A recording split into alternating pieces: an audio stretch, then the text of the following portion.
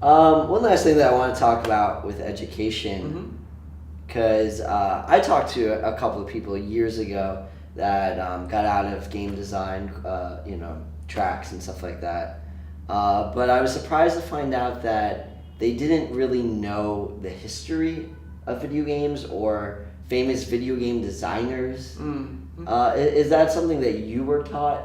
It's very interesting to me. In college? Yeah. In my animation classes, we learned about like established animators. In games,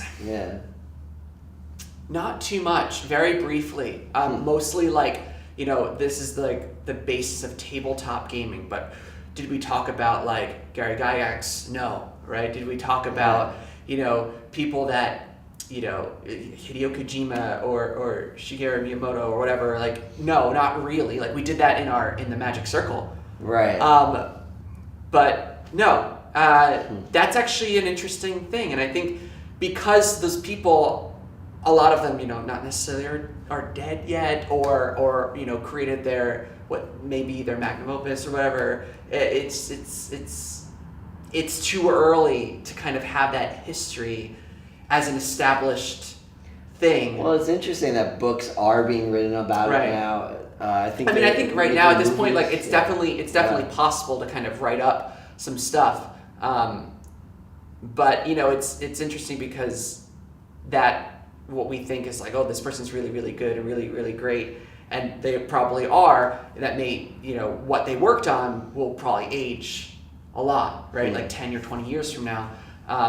But yeah, I think absolutely there should definitely be history courses taught on, early designers, early developers, even on the people that worked on like really early tabletop games. Yeah. I think that's fascinating and should be covered. Yeah, I mean, like if you're taking, if you're becoming a film student, you're going to learn about Kubrick and like Hitchcock. Right, exactly. It's just strange to me that they don't really teach that. But again, like you said, it's still young, and school curriculums take a while to update things. It's interesting. Yeah, it's interesting because academia is kind of at a crossroads where when they teach, they have to choose between are we gonna put our, because here's the thing, like in California you could maybe have 4 years for a full program or whatever. In New York, I mean, I guess you could do a 4-year program, but a lot of people in New York are like, okay, I need this done in a year or 2 years, right? And so in those 2 years, let's say for instance you have 2 years to learn to get a game design degree. Yeah. Are you doing game design or are you doing game development? Right, but you should know both. If you're doing one, you need to know the other. And this is the thing that's tricky with modern education for game design. Do you learn the practical skills that when you get out, you'll be able to model, you'll be able to code, you'll be able to, animate or whatever. But will your designs be good? Yeah. Do you know anything about design theory? Do you know anything about,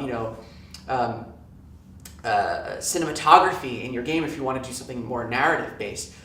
Do you know how your games are going to interact with multiple different groups of people? Is it going to cause some kind of social stirring, right? Which is all the stuff you're going to learn in a game design focused curriculum.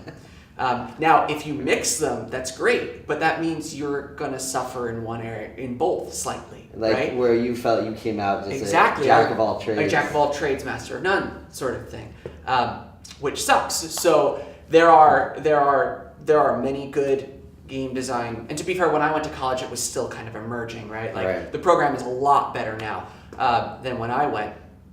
We're learning, like the school academia is learning at the same pace that developers are learning game design, and I think eventually we'll kind of work it out. I mean, if you go all skill-based learning, you'll learn design over time, but you may waste your time creating a game that ultimately is not fun or designed well. So I think it has to be a nice fine balance, but ultimately in today's climate, skills kind of take precedent. And at least personally, I think it's more effective for you to have skills right out of college than design theory all in your head, right?